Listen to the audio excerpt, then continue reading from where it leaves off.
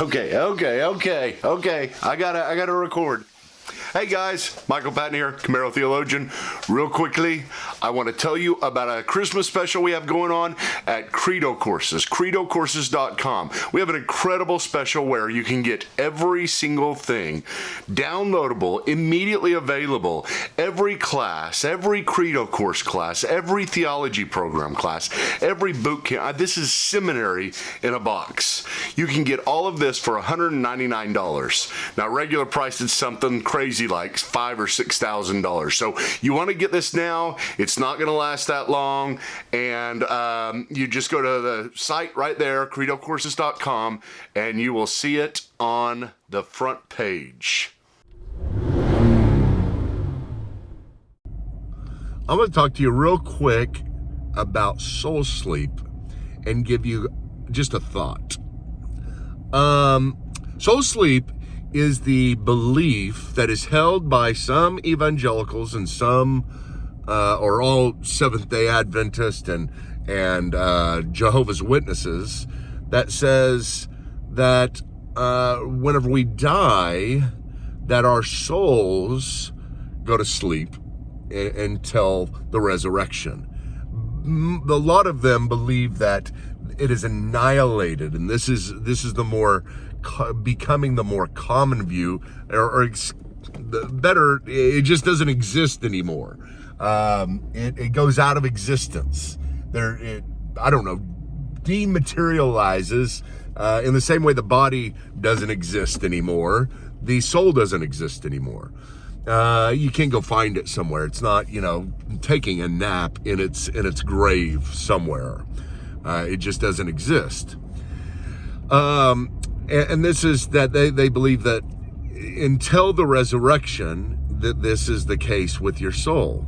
And whenever you are raised, then your soul comes back into existence along with your body. They are one. Many of them hold to a very physical form. It's called physicalism.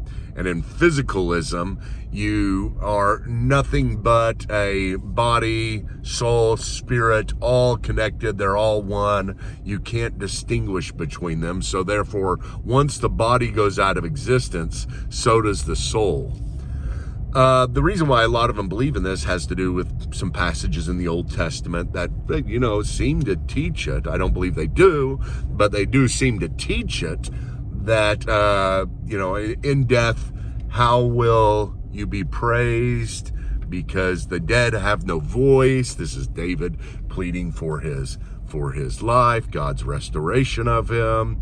Some passages in Ecclesiastes and so on. But I'm not giving an argument for soul sleep or necessarily a scriptural argument against soul sleep, which, you bring up passages that say to be absent from the body is to be present with the Lord, and Jesus telling the thief on the cross, today you will be with me in paradise, and so on.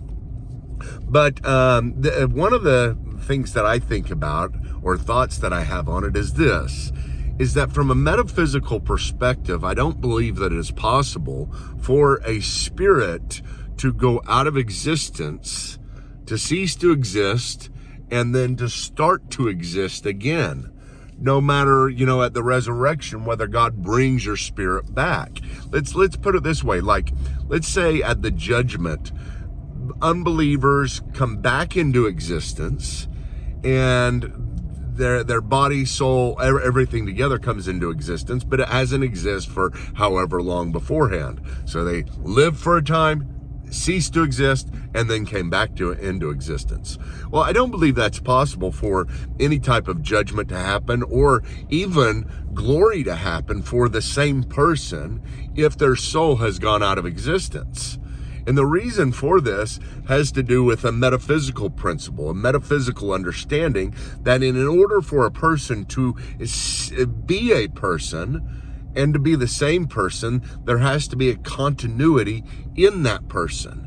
In other words, that person cannot cease to exist and then come back into an existence. Otherwise, that which came back into an existence is simply a carbon copy, a clone. Yes, it's exact same in so many ways, but It is not the exact same. It has the exact same features, characteristics, memories, everything else. It's kind of like saying, what if we were in Star Trek, and Dr. McCoy was always like this in Star Trek. If you're a Trekkie, you'll understand. But Dr. McCoy hated transporters. And one of the reasons why he was scared of them was because even though in Star Trek, the science for some reason acted as if they understood that this wasn't the case, but he would say, if you dematerialize the body and rematerialize it somewhere else, that which is rematerialized is just a carbon copy. And so he was scared of ceasing to exist. And so that's the reason why he was afraid of it. As a matter of fact, early on in Star Trek lore, that was all the fear about transporters. You have this in the movie also called The Prestige, if you've ever seen that. Great movie. And it has the same principle to where the guy who is the magician gets from Tesla this machine that dematerializes his body and then rematerializes it. Now the problem is there's two rematerializations in this case, and one falls into a tank and dies, and the other one gets transported, and it's called the transporting man. But the whole dilemma in the movie, the philosophical dilemma, is which one is the real him? Because they're both exact carbon copies, and they both think they're him. And if you watch that movie, I think you'll get a sense of what I'm talking about here, that there has to be a continuity in existence in order for you to remain a person. You cannot remain a person and be glorified or be judged if it's no longer the same person, just simply a carbon copy of that person. And one thing we see this in is whenever we talk about the continuity of existence within ourselves. Whenever you talk about who am I, and who is Michael Patton, I don't think of myself and say, well, I'm my finger, or I'm my ear, or I'm my leg, or even I'm my heart. Or most importantly, I don't think of myself as my brain. Whenever I think of me, I'm not thinking, oh yeah, it's that brain, that organ right there, and all the reactions, the chemical reactions that are going on there. That's not me. I, in some sense, transcend my physicalness. I'm there with it, but I transcend it. And I'm not talking about this as an argument for the existence of the spirit in a traditional sense, but think of this. Your body undergoes change. Your cells are always constantly dying and renewing themselves. And you've got certain cells that are real quick, that are, your hair cells, especially, hairs on your arms and stuff, the shorter ones. They don't last very long, maybe a couple months. Your other hairs, maybe a little bit longer. The longest cells in your body that exist are your brain, and I think they may go anywhere from like 7 to 9 years. But the point is that every cell in your body, by let's say 10 years, it has changed. You're a completely different person. Isn't that weird to think of? However, we don't think of, oh, that's my former self, or that's who I was, or anything like that. We understand that there's some type of continuity of existence that keeps us who we are always. And whenever we talk about ourselves 10 years ago, we are really talking about ourselves. And the main reason for this is because the continuity that is provided by the soul, there is a metaphysical reality that keeps us who we are at all times.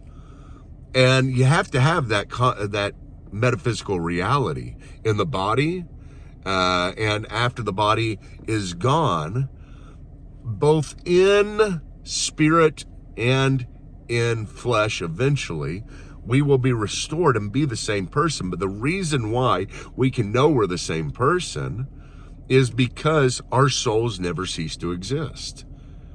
Our souls, once created, go on existing forever. They don't go out of existence and come back into existence. And this is the reason, one of the reasons why, one of the many reasons why I don't believe in soul sleep. Because of the metaphysical reality of the continuity of existence.